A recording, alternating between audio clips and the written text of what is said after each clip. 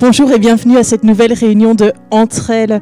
Alors cette semaine, comme à chaque session, on va continuer sur notre thème qui est le thème de la guérison intérieure. Et ce thème, on l'a créé, on l'a élaboré autour d'un chapitre de la Bible qui est Isaïe 61. Je vais vous lire un petit peu ça. C'est l'Esprit de l'Éternel, l'Esprit du Seigneur de l'Éternel est sur moi, car l'Éternel m'a donné l'onction. Il m'a envoyé pour porter de bonnes nouvelles à ceux qui sont humiliés, pour panser ceux qui ont le cœur brisé, pour proclamer aux captifs leur libération et aux prisonniers leur élargissement, pour proclamer une année favorable de la part de l'Éternel. Il y a une année favorable de l'Éternel. Il y a des choses que l'Éternel veut te donner. Et un jour de vengeance de notre Dieu, il y a une justice qui vient de notre Dieu et ton Dieu veut aussi te donner une certaine justice. Pour consoler ceux qui sont dans le deuil, ton Dieu veut consoler ton cœur. Pour accorder à ceux de Sion qui sont dans le deuil, pour leur donner la splendeur au lieu de la cendre et une huile de joie au lieu du deuil, un vêtement de louange au lieu d'un esprit abattu, afin qu'on les appelle térébins de la justice, plantation de l'Éternel pour servir à sa splendeur. Et c'est vrai que Dieu veut te consoler, Dieu prend soin de tes plaies, Dieu pense à tes douleurs, Dieu veut venir intervenir dans ta vie, mais Dieu a encore beaucoup d'autres choses pour toi. Et dans le livre de 2 Pierre, au chapitre 1, c'est écrit « Sa divine puissance nous a donné tout ce qui contribue à la vie et à la piété, en nous faisant connaître celui qui nous a appelés par sa propre gloire et par sa vertu. Par elle, les promesses les plus précieuses et les plus grandes nous ont été données. Nous avons reçu des promesses qui sont grandes, des promesses qui sont précieuses. Notre Dieu a beaucoup de choses pour nous, afin que par elle, vous deveniez participants à la nature divine en fuyant la corruption. En fuyant la corruption, il y a des choses à faire. En fuyant la corruption qui existe dans le monde par la convoitise. En fuyant donc la corruption qui vient par la convoitise. À cause de cela, vous faites tous vos efforts pour joindre à votre foi la vertu, à la vertu la connaissance, à la connaissance la maîtrise de soi, à la maîtrise de soi la persévérance, à la persévérance la piété, à la piété la fraternité, à la fraternité l'amour. En effet, si ces choses existent en vous, donc il y a des choses à créer en nous. Si ces choses existent en vous et s'y multiplient, elles ne vous laisseront pas sans activité ni sans fruit pour la connaissance de notre Seigneur Jésus-Christ. On voit donc que Dieu a des cadeaux pour nous, Dieu a des promesses, Dieu a une consolation à nous donner. Mais le travail ne s'arrête pas là. Le travail qui commence au niveau de la restauration doit amener des différences d'attitude et ces différences d'attitude amènent à des victoires. Et nous voulons vous amener jusque ces victoires. Et c'est pour ça qu'aujourd'hui, Stéphanie va vous parler des différentes attitudes qui amènent à la victoire. Voilà. Bienvenue Stéphanie.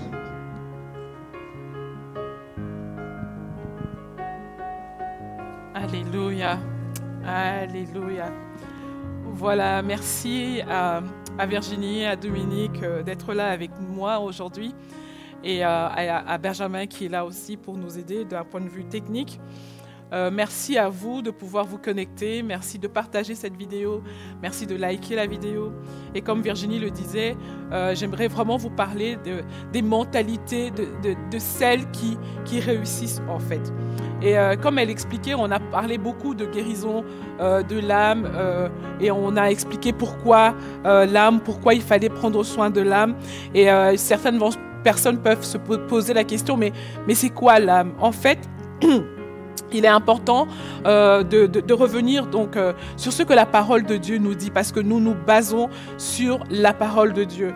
Et la parole de Dieu va dire dans Genèse 1:1, « Au commencement, Dieu créa les cieux et la terre. » C'est le commencement. Nous savons que Dieu est éternel, que Dieu est en dehors de la création, que Dieu ne fait pas partie de la création. Il est le créateur et il a créé les cieux et la terre. Et quand la Bible parle des cieux et de la terre, il y a un PowerPoint qui peut être projeté. Donc Genèse 1:1, « Au commencement, Dieu créa les cieux et la terre. » Dieu donc a créé les cieux et les cieux représentent le monde spirituel et la terre qui représente le monde matériel. Dieu a créé le monde spirituel et il a créé la terre. En fait, dans la création du monde spirituel, la Bible va nous donner plusieurs passages qui nous font croire et nous pousse à croire que c'est Dieu qui a créé le monde spirituel. On va lire par exemple dans Colossiens 1,16 qui va dire « Car en lui ont été créées toutes les choses qui sont dans les cieux et sur la terre, les visibles et les invisibles, le trône, dignité, domination, autorité, tout a été créé par lui et pour lui. » La Bible nous dit très clairement que c'est Dieu qui a créé le monde spirituel. Il a créé.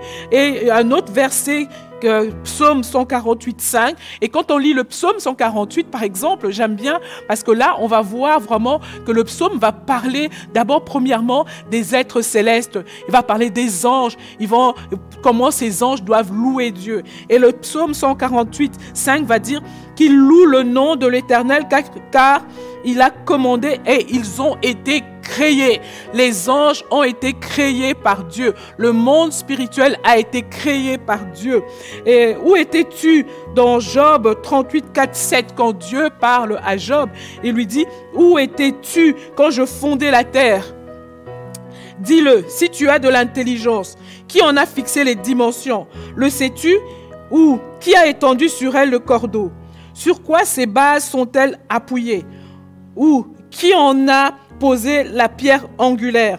Alors que les étoiles du matin éclataient en chants d'allégresse et que tous les fils de Dieu poussaient des cris de joie. La Bible nous dit clairement que c'est Dieu qui a créé le monde spirituel. Et le monde spirituel, c'est le monde où il y a des anges, il y a des archanges, il y a des chérubins, il y a tellement d'êtres célestes qui habitent dans le ciel. Dieu a tout créé. Et puis la Bible va parler aussi de la création du monde matériel. On va voir par exemple dans Genèse 1, 11, puis Dieu dit que la terre produise de la verdure. Dieu va dire que la terre produise de la verdure. La terre doit produire de la verdure.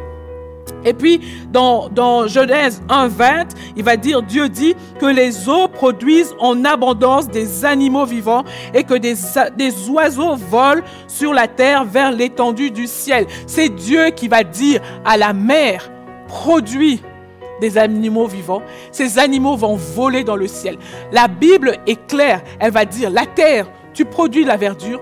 La mer, tu produis des animaux vivants. Et puis la Bible va encore continuer. Elle va dire dans Genèse 1, 24, Dieu dit que la terre produise des animaux vivants selon leur espèce. Selon leur espèce, c'est la terre qui va produire des animaux vivants.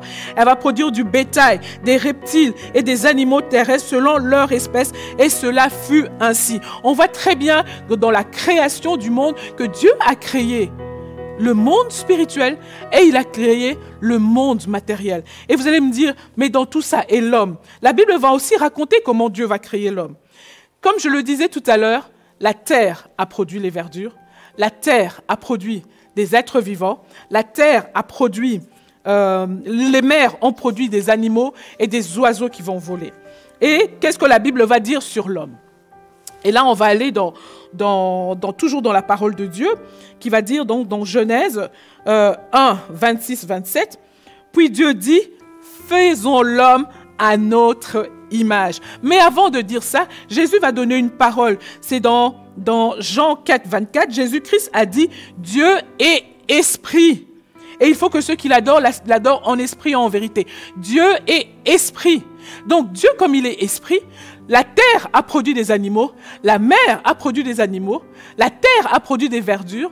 Dieu va dire, faisons l'homme à notre image. Donc l'homme va être créé à partir de Dieu. Et puis la Bible va dire, puis Dieu dit, faisons l'homme à notre image, selon notre ressemblance. Selon notre ressemblance, qu'il domine sur les poissons de la mer, sur les oiseaux du ciel, sur le bétail, sur toute la terre et sur tous les reptiles qui rampent sur la terre. Dieu créa l'homme à son image. Il le créa à l'image de Dieu. Il créa l'homme et la femme. Donc, à la ressemblance de Dieu. L'homme est sorti de Dieu. Ça veut dire que l'homme est esprit. L'homme est esprit. La première chose que nous devons retenir, c'est que l'homme est esprit. C'est ce que la Bible va nous enseigner. Donc, l'homme est un être spirituel. Il est esprit, il est sorti de Dieu. De la même manière que la terre va produire de la verdure, on va trouver les éléments de la terre dans la verdure. On va trouver les éléments de la mer dans certains animaux. On va aussi trouver des éléments de la terre dans les animaux, dans les reptiles, dans les bétails, dans toutes ces choses-là. Et l'homme est sorti de Dieu. Et l'homme est esprit. Et c'est un être spirituel. Et Dieu a voulu que cet être spirituel puisse vivre sur la terre.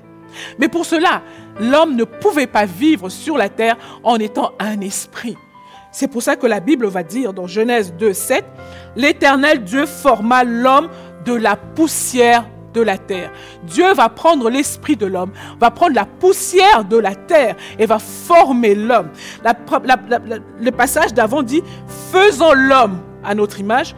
Et le deuxième verset va dire « Dieu forma l'homme de la poussière de la terre. Il souffla dans ses narines un souffle de vie et l'homme devint un être vivant. » Un être vivant. Pour que l'homme puisse vivre sur la terre, il est esprit. Il lui fallait un corps avec les éléments de la terre. C'est pour ça que vous trouvez aussi dans l'homme l'oxygène, on trouve l'eau, on trouve plusieurs types des éléments chimiques qu'on trouve dans la terre, on le retrouve dans l'homme. Pourquoi? Parce que pour pouvoir vivre sur cette terre, il faut que tu sois dans l'environnement, que tu aies les éléments de cet environnement-là. Et donc, Dieu va créer l'homme qui est esprit, qui est sorti de lui, et il va lui donner un corps qui va habiter sur la terre, et il va souffler sur lui. Et l'âme, c'est le lien qu'il y a entre cet être spirituel et cet être naturel. Pour que les deux puissent communiquer, parce que l'un est spirituel et l'autre est naturel, il lui fallait l'âme. C'est l'âme qui va faire la jonction entre l'esprit et le corps. C'est l'âme qui va le faire. Et il y a un autre passage de la Bible, c'est dans Éphésiens 3, 14, 15 qui dit « Lorsque je considère la grandeur de ce plan, je tombe en adoration devant le Père. Ce Père à qui toutes les familles du ciel et de la terre doivent leur existence et leur nature. » Toutes les familles du ciel et de la terre doivent leur existence à ce Dieu. Et l'homme est celui qui est capable d'être autant dans le ciel que sur la terre. Éphésiens 2, 5, 4 va dire « Nous étions morts par nos offenses.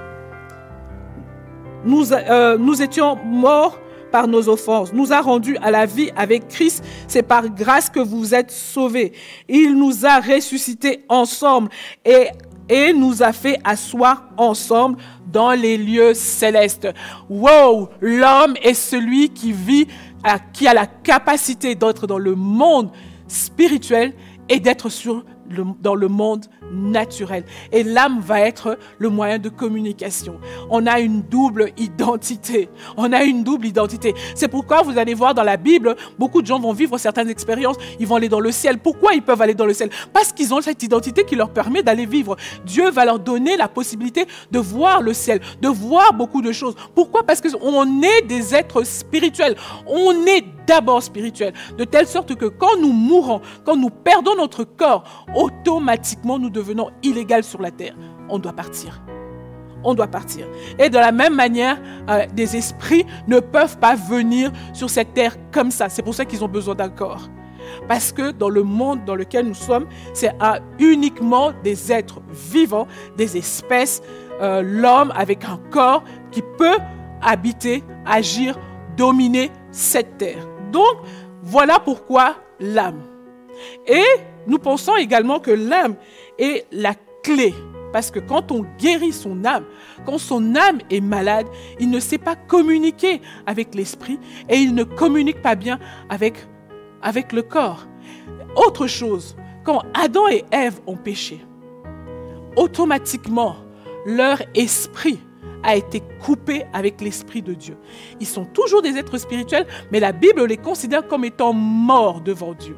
C'est pour ça que nous qui avons donné notre vie au Seigneur Jésus, nous qui avons accepté Jésus-Christ comme Seigneur et Sauveur, nous nous sommes repentis de nos péchés, nous nous sommes détournés de notre vaine manière de vivre, nous avons notre esprit qui a été régénéré. C'est l'esprit, c'est ça la nouvelle naissance dont Jésus-Christ parle. Il faut une nouvelle naissance. Donc sur cette terre, il y a ceux qui sont nés une fois et il y a ceux qui sont nés deux fois. La nouvelle naissance. Et il est important maintenant pour que celui qui est né de nouveau, dont l'esprit a été régénéré, puisse prendre soin de son âme. Donc, comme je le disais, il y a une image où on voit vraiment les trois personnes. On voit le corps, on voit l'âme et on voit l'esprit. Donc, l'âme est vraiment cette partie qui va faire le lien entre l'esprit et le corps. C'est l'âme qui va faire le lien. Et il est important que cette âme-là soit guérie, soit restaurée. Et c'est pour ça qu'il est important de prendre soin de notre âme quand on se rend compte de toutes ces choses qu'on a. C'est pour ça qu'on a abordé toutes sortes de difficultés que l'âme peut rencontrer. On a parlé de tellement de problèmes que l'âme peut rencontrer.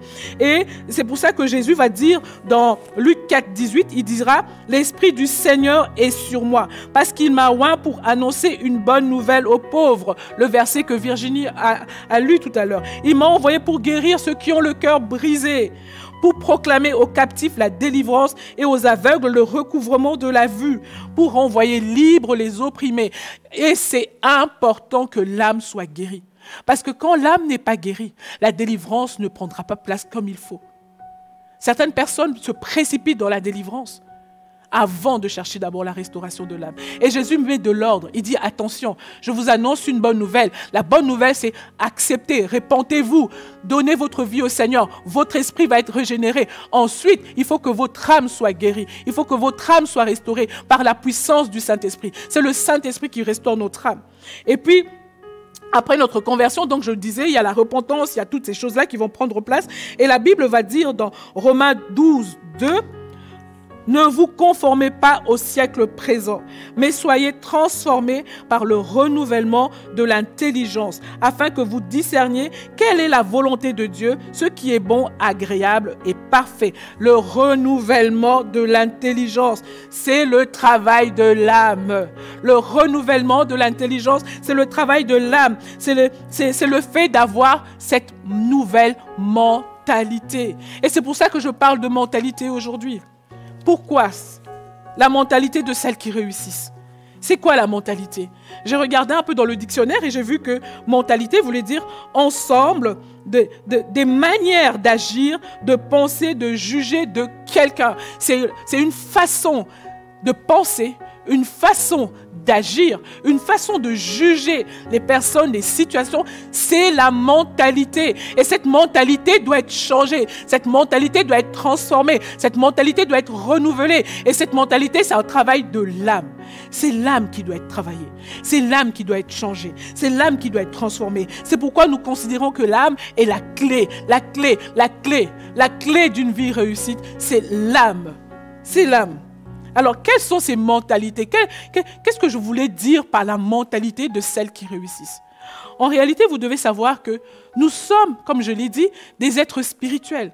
Notre façon de marcher sur cette terre est basée sur les principes de Dieu. On sait que c'est le monde spirituel qui gouverne le monde. Ce qui est visible vient de l'invisible. Donc d'abord le spirituel. Il est important de comprendre que notre mentalité doit être basée sur les principes spirituels, les principes de Dieu. Donc il faut un renouvellement de notre intelligence, il faut une transformation de notre mentalité, et pour cela ça passe par la transformation de notre âme, par la transformation de notre intelligence, par une nouvelle mentalité. Et dans les principes de Dieu, il y en a tellement, les principes de Dieu, il y en a énormément dans les principes de Dieu. Et aujourd'hui je voudrais vous parler d'un des principes de Dieu qui est les temps et les saisons. Oui, les temps et les saisons. Les temps et les saisons, c'est quelque chose de super important. Il est important qu'en tant qu'enfants de Dieu, qui sommes des êtres spirituels, qui marchons dans ce temps, nous sachions quel temps je vis, dans quel temps je vis, dans quelle saison est ma vie. Pourquoi? Parce que Dieu fonctionne avec les temps et les saisons. Il est important que ta mentalité soit basée sur les principes de Dieu et les temps et les saisons. Quand on comprend ce principe, notre façon d'agir, de réagir, de penser, nos décisions, nos comportements vont changer. Quand on sait dans quel temps je vis, dans quelle saison de ma vie je suis, mais on s'adapte. Et il se trouve qu'il y a des gens qui ne savent pas discerner, qui ne savent pas comprendre c'est quand les temps, dans quel temps on est, dans quel temps tu vis. Il est important de savoir. Il est important. Alors, que dit la Bible sur les temps et les saisons? Je vais commencer déjà par le passage que tout le monde connaît. C'est dans Ecclésiaste 3:1. Il dit, « Il y a une saison pour tout et il y a un temps pour toute affaire sous les cieux. » Il y a une saison pour tout et il y a un temps pour toute chose sous les cieux. Ça veut dire que le monde spirituel n'est pas assujetti au temps et aux saisons. C'est le monde matériel. Et Dieu va nous le montrer dans la Bible, dans la création, que Dieu va créer les luminaires pour pouvoir marquer les temps.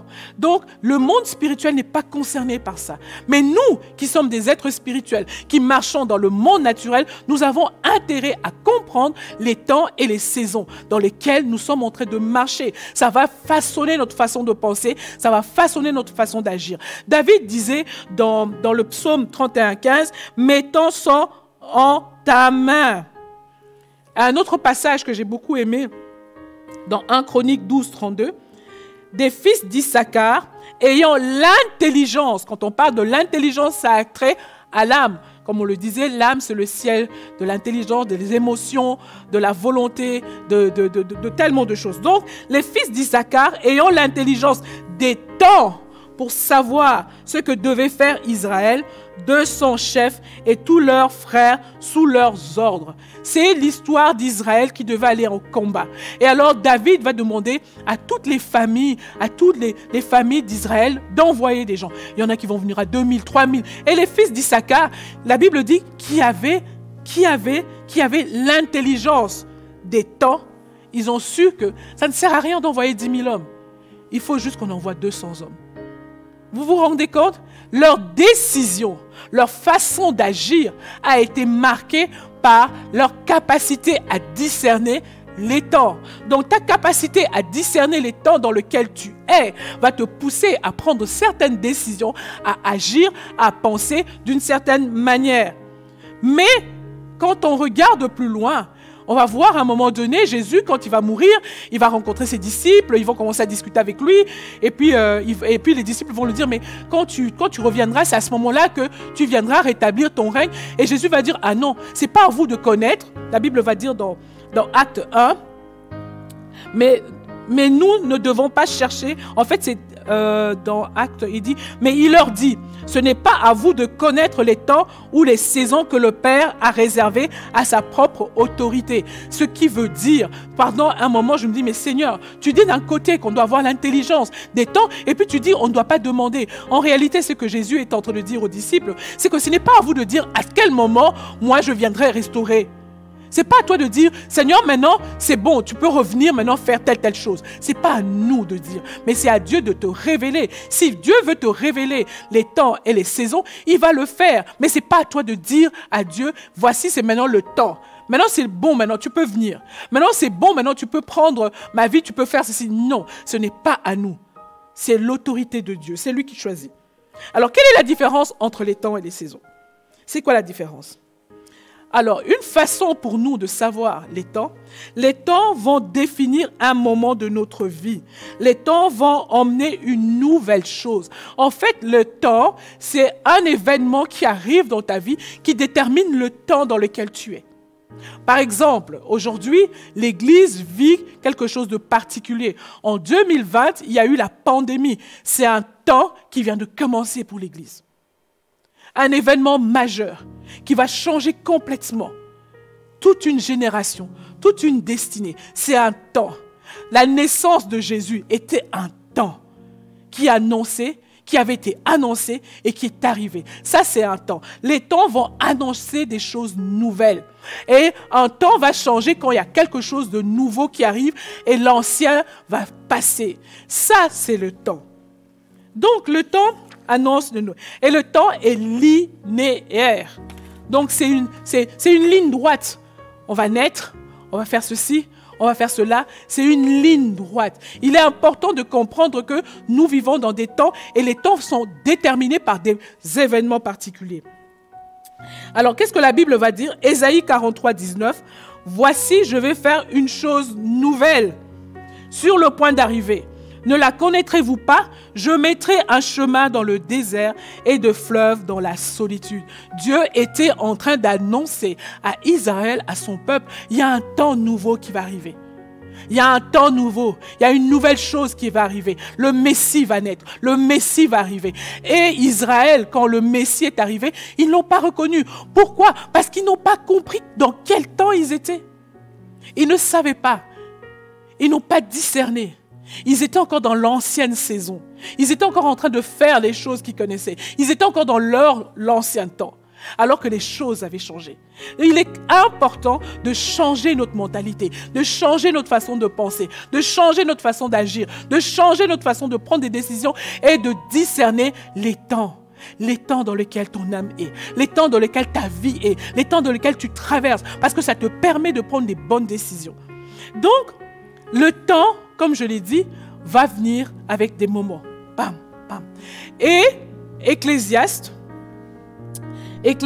Salomon, c'est un homme qui est rempli de sagesse. On connaît l'histoire de Salomon, même si il va mal finir dans sa vie. Il a eu beaucoup de remords par rapport à sa vie, mais il a quand même écrit pas mal de paroles sous l'inspiration du Saint-Esprit. Et en fait, quand on lit Ecclésiaste 3, par exemple, Salomon va définir 28 ans. Ok? Il définit 28 ans. Dans les 28 ans, il y en a 14 avec leur opposé. Il va dire, il y a un temps pour naître et un temps pour mourir. Et en réalité, moi, j'ai voulu vraiment examiner le temps selon Salomon avec une vision prophétique. Ça, c'est ma conception, hein, je vous le dis. Donc, Salomon va présenter un temps de la nouvelle naissance. Dans la conception de Dieu, pour nous, il veut voir un temps où nous allons passer par la nouvelle naissance. Un temps pour naître et un temps pour mourir. Un temps pour naître en esprit et un temps pour mourir où on va renoncer à soi-même. La nouvelle naissance, c'est un temps. Et puis, il y a un temps d'intimité avec Dieu. Un temps pour planter et un temps pour arracher ce qui a été planté. En fait, Dieu va planter des choses et Dieu va enlever des choses dans nos vies. C'est un temps d'intimité avec Dieu. Et c'est des temps. Un temps de la puissance de la rédemption. C'est un temps où on va vivre la puissance de la rédemption. Même si on est né de nouveau, on est sauvé, on aime Dieu, on va avancer, on va vivre dans une intimité. Et puis va venir un moment où on va comprendre la rédemption. On va vivre la rédemption de Dieu. C'est un temps. Et on l'a tous vécu.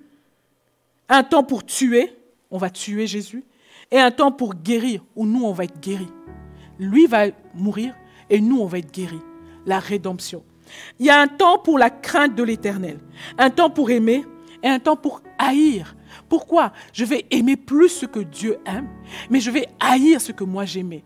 Et je vais me rapprocher encore plus de lui. C'est un temps où la crainte de Dieu grandit en nous.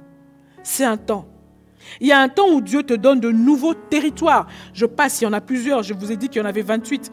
Un temps où Dieu te donne de nouveaux territoires. Par exemple, c'est Ecclésiaste 3, 5. Il dit un temps pour lancer des pierres et un temps pour ramasser des pierres. Cela veut dire, il y a un moment donné, tu vas arriver sur un territoire, tu vas détruire ce qu'il y a. Tu vas enlever les pierres et tu vas rebâtir. Tu vas reconstruire. Dieu va te donner des territoires. Dieu va te donner des endroits où tu vas avoir de l'influence, où tu vas le servir. Ça va être ton territoire. C'est un temps par lequel nous allons passer dans notre vie. Et j'aimerais aussi parler du temps de la fin. En fait, Ecclésiaste va finir en disant un temps pour la guerre et un temps pour la paix. C'est un temps de fin. En fait, Psaume 37 va dire « Prends garde à l'homme intègre et regarde l'homme droit, car la fin d'un tel homme est la paix. » Donc, quand on regarde les 28 ans selon Ecclésiaste, commence par la naissance, il dit ça finit par la paix. C'est la fin. Et donc, on peut conclure. Je ne rentre pas encore dans les détails par rapport à ça parce que ça demande carrément un enseignement là-dessus. Mais il y a une séquence de certaines choses. Si tu arrives à comprendre le temps dans lequel tu es en train de vivre, tu auras l'intelligence pour savoir comment tu dois agir. Est-ce que je suis dans un temps où Dieu me donne des territoires? Et si je suis dans un temps où Dieu me donne des territoires, donc ça veut dire le temps que je suis en train de vivre, je dois prendre certaines décisions, je dois prendre certaines choses, je dois enlever certaines choses et je dois bâtir certaines choses. Je vais enlever des pierres et je vais bâtir. C'est un temps où Dieu te donne des territoires, de l'influence, un ministère, une façon de le servir. Et ça, c'est une vision prophétique. C'est la vision prophétique que moi, je vois dans les temps selon l'Ecclésiaste. Il y en a plusieurs. Et donc, c'est quoi les saisons? Les saisons vont être définies autrement. Les saisons ne vont pas définir des choses nouvelles, mais les saisons vont définir les prochaines choses. Les saisons sont cycliques.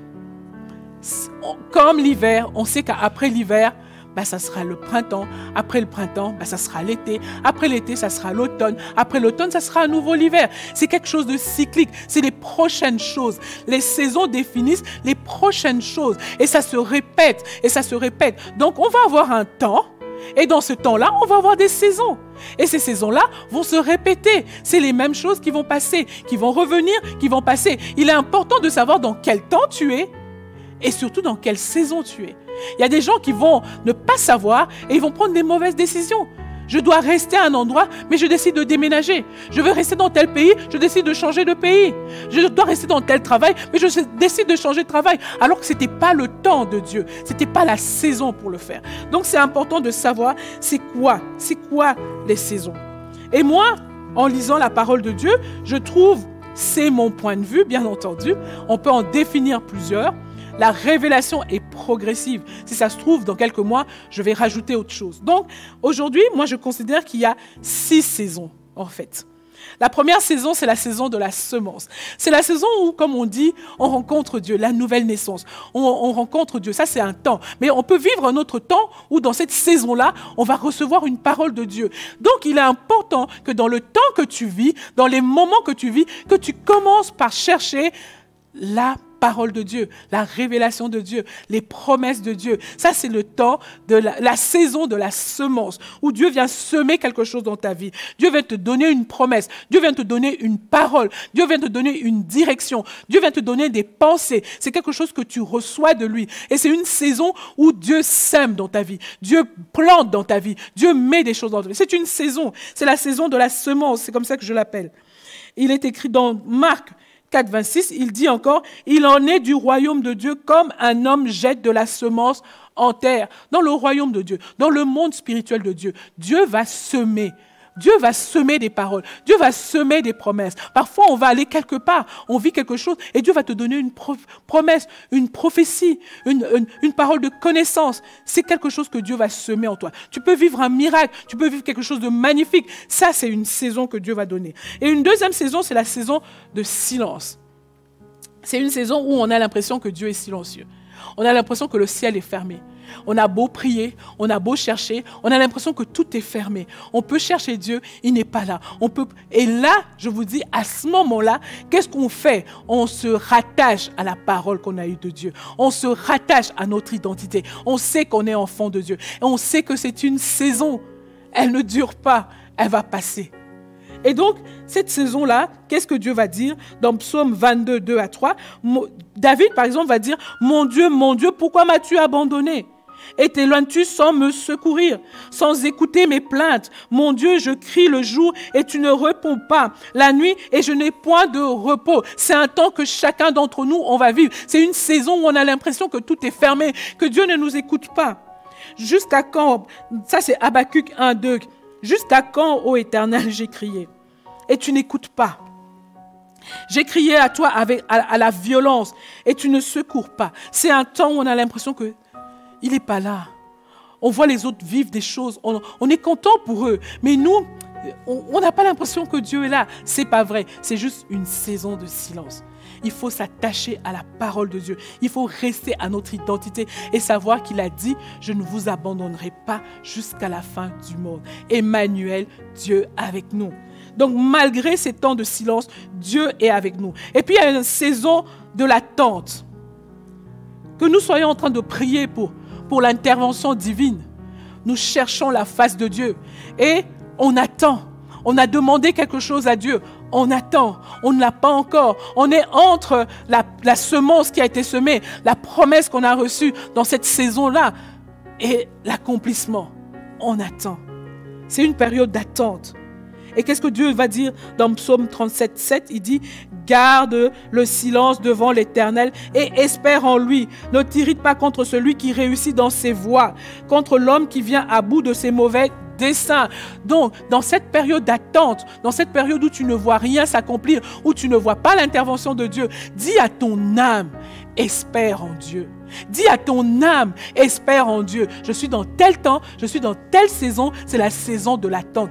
Sais-tu dans quelle saison tu es? Il est important que tu le saches. Parce que si tu es dans la saison de l'attente, c'est normal que tu sois dans cette saison d'attente. Et Exode 14, 14 va dire, l'Éternel combattra pour vous et vous gardez le silence. Garde le silence. Tu attends, tu espères, tu ne vois pas. Garde le silence pendant la période de la saison de l'attente. La 4e saison, c'est la saison des tests et des évaluations. Ah, cette saison-là, je ne l'aime pas beaucoup. Je ne l'aime pas beaucoup parce que dans ma vie, j'ai eu à passer par ces tests, par ces moments-là, et ça a été très, très difficile pour moi. Ça a été très difficile. En fait, c'est un temps où on va être tenté par rapport à notre foi, à notre consécration, à notre engagement. Est-ce que tu aimes Dieu? Tu as proclamé haut et fort que je t'aime, mais tu seras testé, tu seras évalué. Il y aura des situations qui vont venir dans ta vie où tu devras regarder si oui ou non tu aimes Dieu. Alors la Bible dit dans Matthieu 4, 1, « Alors Jésus fut emmené par l'Esprit dans le désert pour être tenté par le diable. » C'est le temps des tests et des évaluations. C'est une saison. Elle ne dure pas. Elle ne sera pas toujours comme ça. Mais par contre, si tu rates tout le temps tes tests, ben tu resteras parfois dans la même saison. Ok? 1 Corinthiens 10, 13 va dire « Aucune tentation ne vous est survenue qui n'ait été humaine. Et Dieu qui est fidèle ne permettra pas que vous soyez tentés au-delà de vos forces. Mais avec la tentation, il préparera aussi le moyen d'en sortir, afin que vous puissiez la supporter. » Dans la saison des tests, Dieu va te donner les moyens de supporter les tests et les évaluations. Dieu va te donner les moyens de pouvoir les supporter. Et la Bible dit que celui qui est tenté ne dise pas que c'est Dieu qui me tente. Non, Dieu n'est pas tenté par le mal. Et il ne tente personne. C'est une situation, on le voit. Jésus a été conduit dans le désert par le Saint-Esprit pour qu'il soit tenté par le diable. Ce n'est pas Dieu qui nous tente. C'est pourquoi la Bible dit que personne, quand il est tenté, quand il est éprouvé, dise « Dieu me tente ». Personne ne doit dire. C'est ce que la parole de Dieu dit. Je n'ai pas mis ce verset sur le PowerPoint. Et la 5e saison, c'est la saison de combat. C'est une saison où on est attaqué, où on doit combattre contre l'ennemi, où on doit protéger notre territoire, où on doit protéger notre parole, où on doit protéger tout ce que nous avons reçu de Dieu. C'est un temps où l'ennemi va venir, c'est un temps où l'ennemi va venir nous attaquer. C'est une saison, elle ne dure pas toujours et elle passe. Et en fait, c'est une saison de combat contre les esprits méchants. Éphésiens 6, 12 va dire: car nous n'avons pas à lutter contre la chair et le sang, mais contre les dominations, contre les autorités, contre les princes de ce monde des ténèbres, contre les esprits méchants dans les lieux célestes. C'est ce que la Bible nous dit. C'est une saison. Elle ne dure pas. Elle peut durer. Ça dépend d'une personne à l'autre. Ok? Donc, la dernière saison que je vois, c'est la saison de la bénédiction. C'est la saison de la récolte. C'est une saison où le ciel est ouvert sur nos vies. C'est une saison où on reçoit les promesses. C'est une saison où l'accomplissement de nos prières va se matérialiser. C'est une saison où on est exaucé. C'est une saison où on est béni. C'est une saison où on est dans la joie. C'est une saison où les portes s'ouvrent. C'est une saison où on voit la main de Dieu. Et c'est une saison également. C'est une saison. Alors, qu'est-ce que la Bible va dire dans cette saison-là? Jacques 5, 13 va dire: quelqu'un parmi vous est-il dans la souffrance, qu'il prie.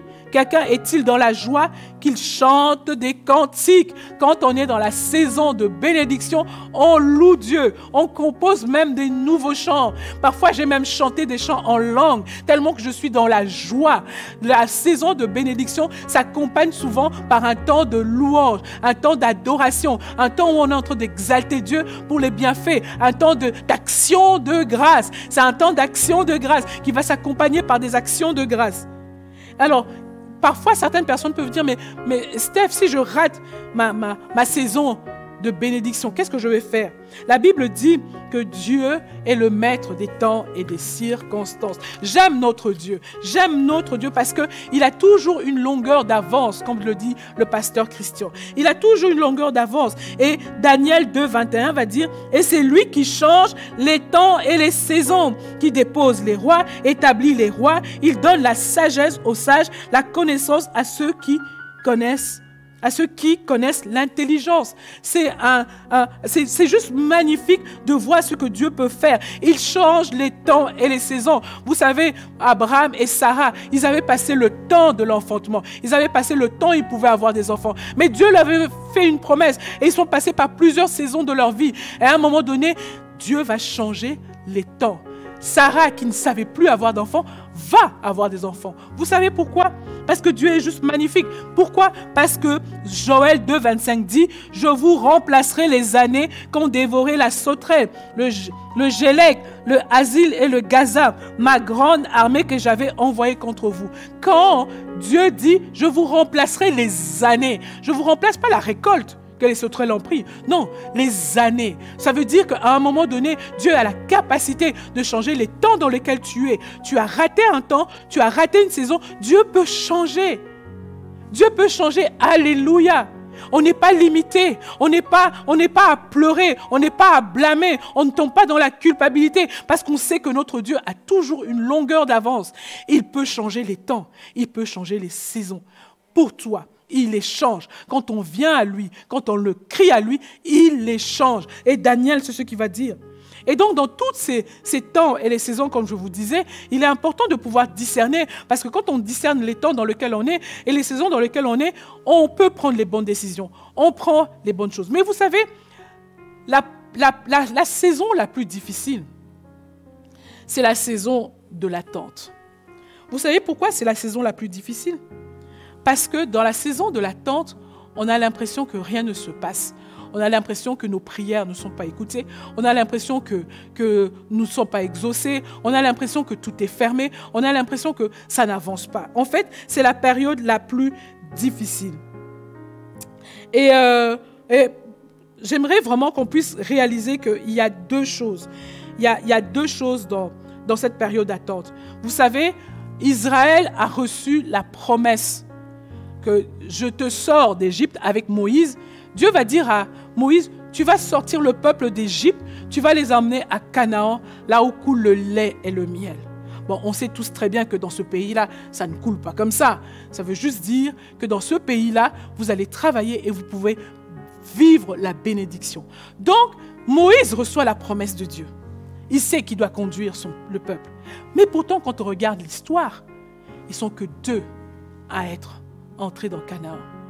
2 simplement. Pourquoi? Parce que dans la période de l'attente, dans la période où ils marchaient, dans la période où ils avançaient, ils n'ont pas su discerner les temps et les saisons. Ils n'ont pas compris qu'ils étaient dans une saison d'attente. Ils n'ont pas compris qu'ils étaient dans une saison où Dieu agissait. Et donc, il y a eu 2 dimensions dans la saison d'attente. La première, l'attente peut être une stratégie de l'ennemi pour nous bloquer. Et on parle de retard. Ça, c'est le Saint-Esprit qui va t'aider à discerner. Le Saint-Esprit, parce que tu marches avec l'Esprit de Dieu, il va te dire, attention, tu viens de prier pour telle chose, ça fait longtemps que tu l'attends, ça ne vient pas parce qu'il y a un blocage. Parce qu'il y a un blocage, il y a un retard. Et ça, c'est l'ennemi qui est derrière. C'est l'ennemi qui va orchestrer ce blocage et ce retard. Mais je ne parle pas de ça. L'attente de Dieu, et c'est lui qui en est l'auteur, c'est une période de préparation. C'est une période de préparation. Il est important que nous puissions comprendre les temps et les saisons dans lesquels nous vivons, parce que quand Dieu nous emmène dans des temps de préparation, tu dois discerner, je suis dans un temps de préparation. Jésus est venu, il a eu la promesse, il savait qu'il venait pour sauver le monde, mais jusqu'à 30 ans, il était dans la préparation. Il était dans la préparation. C'est important. Satan n'est pas toujours derrière la tente.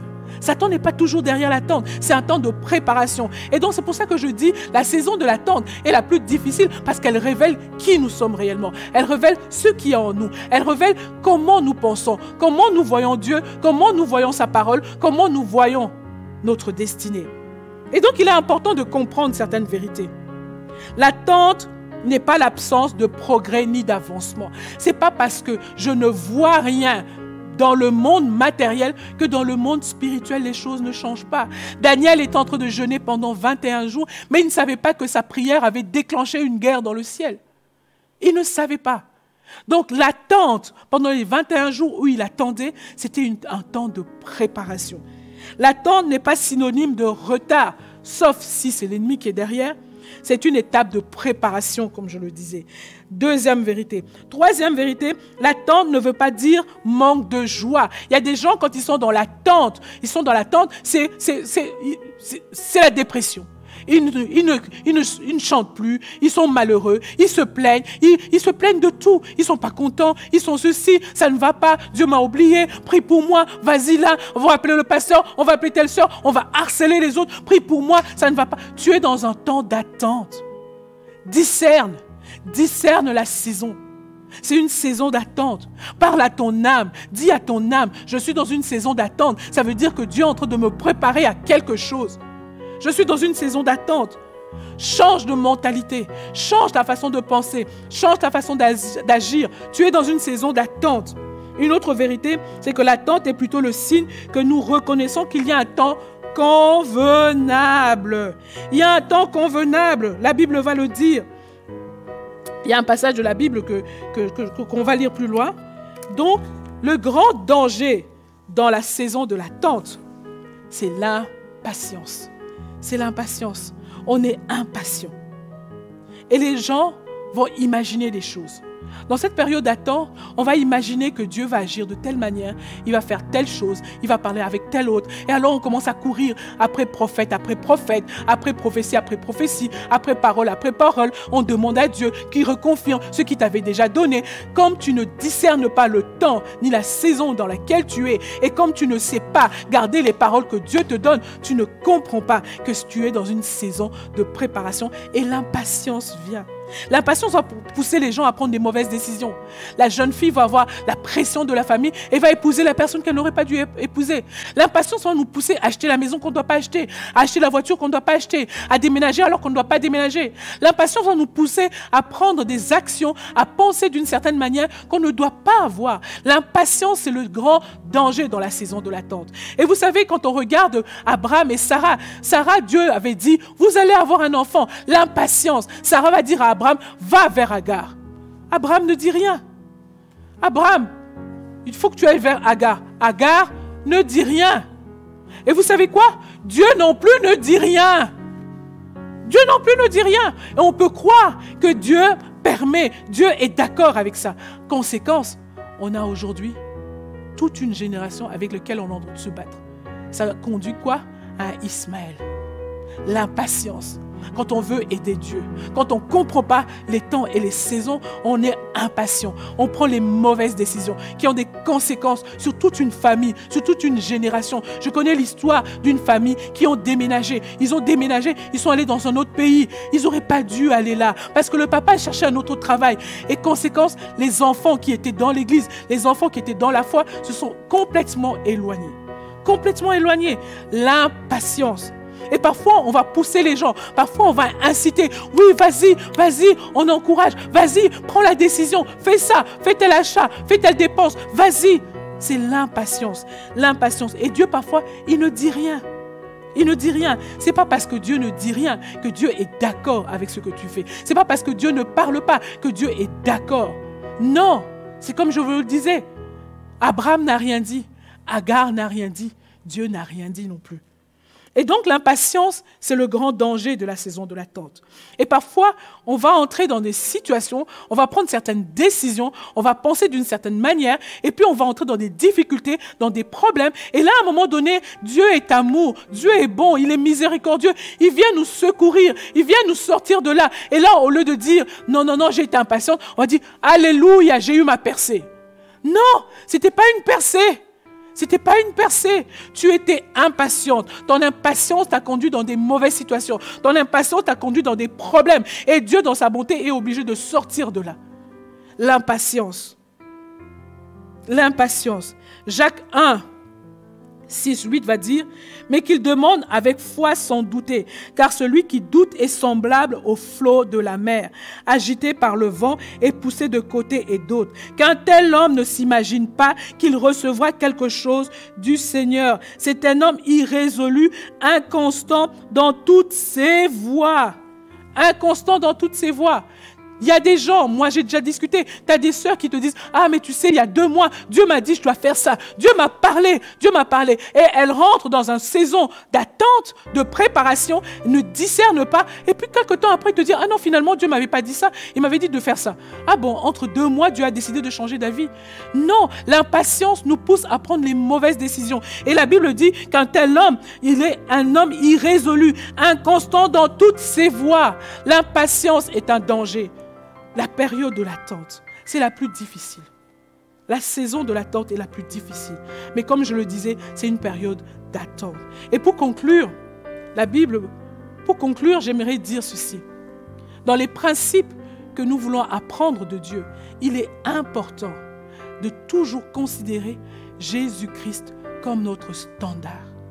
Notre modèle, c'est Jésus. Jésus savait discerner les temps, il savait discerner les moments, il savait discerner les saisons. À un moment, sa mère va lui dire « Fais le miracle, transforme l'eau en vin. » Il va dire « Ce n'est pas encore mon heure. » Parce qu'il savait, il avait discerné, bien qu'il l'ait fait. Et à un moment donné, quand on viendra à chercher à l'attraper, on n'a jamais réussi à attraper Jésus. On n'a jamais réussi à l'arrêter. Il passait. Et puis à un moment donné, il va dire aux soldats « Ceci est votre heure. » Jésus savait discerner. Jésus savait. Et donc la Bible va dire dans Philippiens 2:5, ayez en vous les sentiments qui étaient en Jésus-Christ. Jésus-Christ est notre modèle. Jésus-Christ est la personne sur qui on va fixer nos yeux. Jésus-Christ est celui qu'on va regarder. Jésus-Christ est celui qu'on va écouter. Jésus-Christ est celui qu'on va scruter. Sa façon de penser, sa façon d'agir, sa mentalité. On doit être comme lui. Jésus-Christ est celui qui est notre modèle. Et le but du Saint-Esprit, c'est de nous conformer, de nous faire de nous des modèles de Jésus. On doit retrouver Jésus en nous par le Saint-Esprit. On doit retrouver la mentalité de Jésus en nous par le Saint-Esprit. On doit retrouver le langage de Jésus en nous par le Saint-Esprit. Jésus est notre modèle. Jésus est notre modèle. Il a su attendre. Il savait qu'il était le Fils de Dieu. Mais pendant 30 ans, il était calme. Il a su attendre. Il n'était pas dans l'impatience. Il savait qu'il y avait un temps, au moment convenable. La Bible dit au moment convenable. Au moment convenable. Le Saint-Esprit travaille nos vies, le Saint-Esprit travaille notre mentalité par le Saint-Esprit afin que nous puissions devenir comme Jésus-Christ.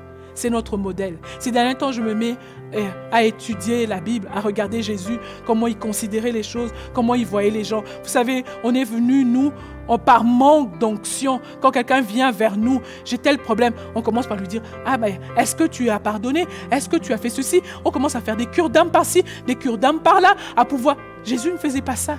Jésus guérissait les gens. Jésus libérait les gens. Jésus pardonnait. Il savait, il n'avait pas besoin de ça. Nous devons devenir comme Jésus. C'est lui le modèle.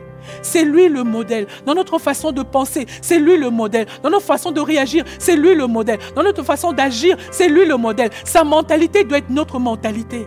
Jésus ne regardait pas à l'apparence. Jésus ne jugeait pas à l'apparence. Jésus mangeait et marchait avec tout le monde. Les seules fois où Jésus a été dur, c'est avec ceux qui avaient l'esprit religieux. Parce que ceux qui ont l'esprit religieux ont un cœur endurci. Ils ne veulent plus rien entendre.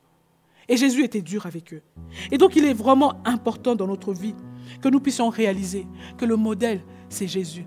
Nos expériences ne doivent pas faire une doctrine. C'est Jésus. Jésus guérissait tout le monde. Jésus bénissait tout le monde. Jésus aimait tout le monde. Nous aussi, on doit faire la même chose. Laissons-nous transformer par cette mentalité. Ayons la mentalité du ciel.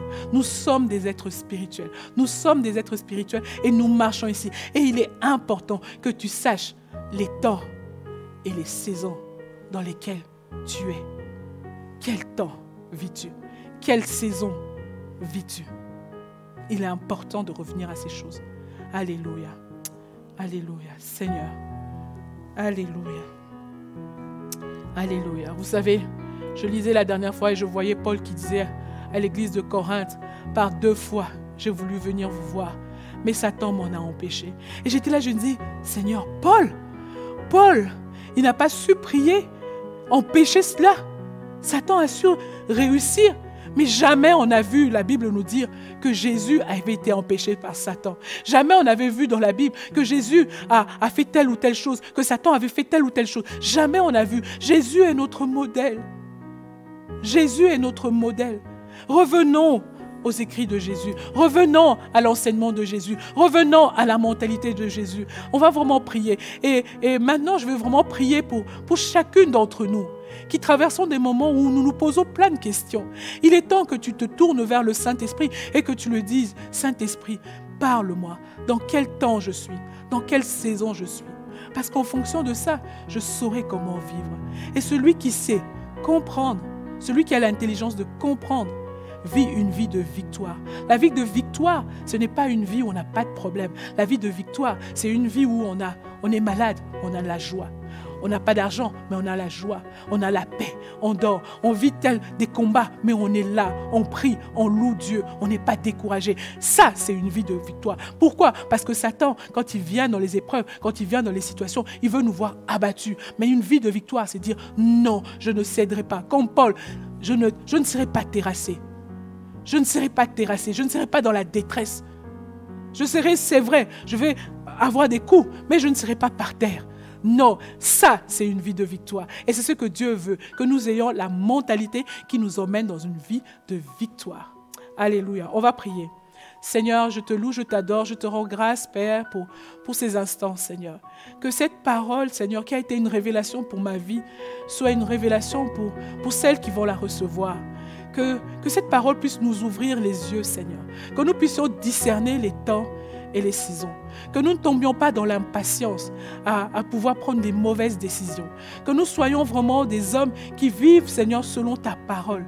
Qui traversent selon, Seigneur, tout ce que tu fais selon ta parole. Qui sont basés selon ta parole, sur ce que tu as dit, Seigneur. Je prie, Seigneur, que tu fasses de nous des femmes qui aimons ta parole, qui marchons par ta parole, qui gardons notre identité, qui savons qui nous sommes et qui allons dans notre destinée. Je prie, Seigneur Dieu de gloire, que nos vies changent, que nos destinées changent. Dans le nom de Jésus. Amen. Amen, amen, amen, amen. Si vous avez été bénis par cette vidéo, likez-la, partagez-la.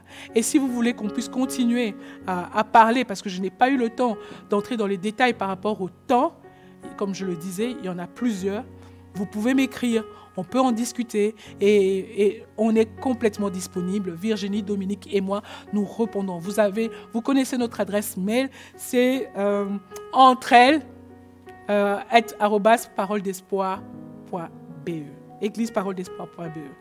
Voilà, que Dieu vous bénisse et à la prochaine. Ah oui, on aura encore 2 autres réunions au mois de juin. Et nous aurons les 2 prochaines réunions, nous serons en présentiel. Alléluia.